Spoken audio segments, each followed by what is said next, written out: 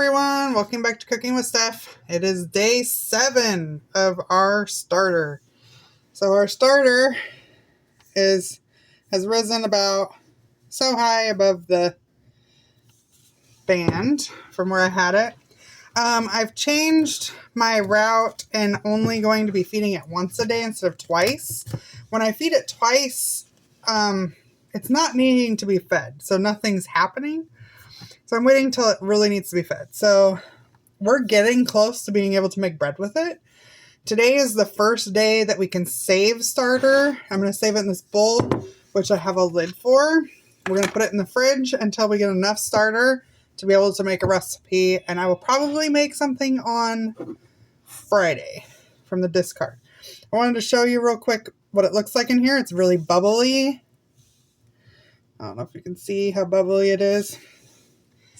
So we're going to take half of this out.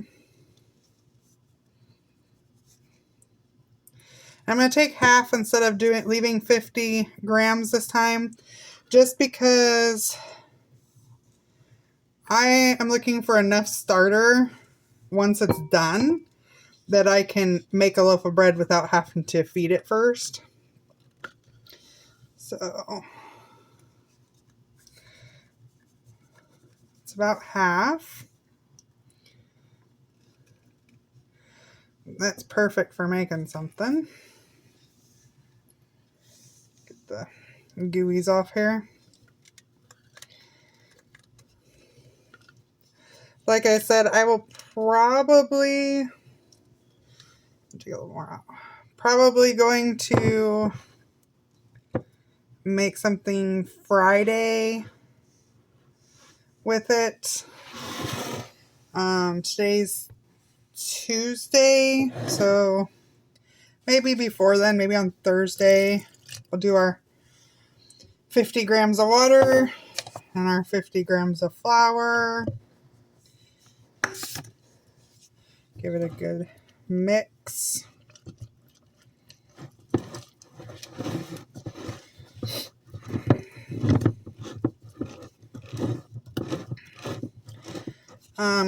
Think I'm going to, a lot of people that I watch regularly that do cooking and stuff on YouTube that do sourdough have never cleaned their jar.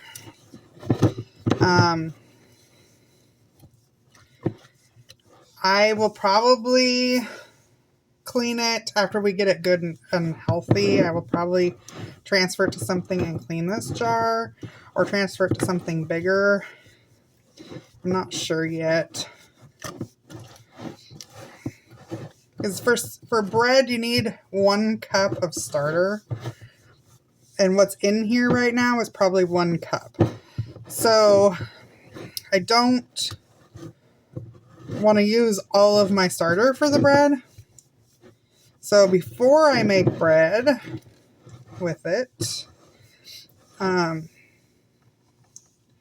I will probably feed it like so 100 grams of water and 100 grams of flour,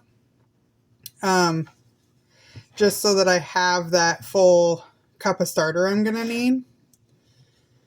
So I am going to, like I said, only feed this once a day instead of twice. So I'm going to vary from the recipe that I'm using, or as a guideline, and only going to do once a day. So that is day 7. So today is Tuesday. So we're going to turn this to Tuesday. Last fed on Tuesday. It says it's 68 in here right now. My house is kind of chilly, so it takes a little bit longer for the feeding for it to digest it.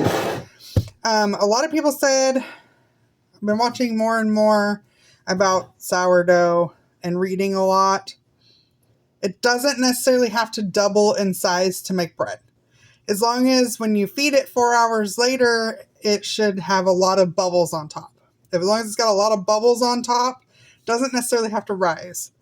The rising will happen when you mix it with your dough, which has a sugar substance. So either sugar or honey or brown sugar or whatever you're going to use. it will feed on that and it will rise and ferment more. A loaf of sourdough takes about 20 hours to make. So it's 10 hours fermenting on the counter, 10 hours fermenting in the fridge, and then you can bake it. So it's labor intensive well, it's not labor intensive. It is time consuming because it takes so long. So you got to plan it really well. So I've got a lid for my bowl here, and we're just going to, let me throw the bowl across the counter. We're going to just put the lid on. We're going to stick this in the fridge, and we will save tomorrow's. And after tomorrow, I should have enough in here to be able to do a recipe or two. And whatever I don't use, I'll probably just discard, because I'll keep getting discard from here to be able to put in this bowl. So that is all for now, friends. Have a great day. Hope you enjoyed. If you have any questions, drop a comment.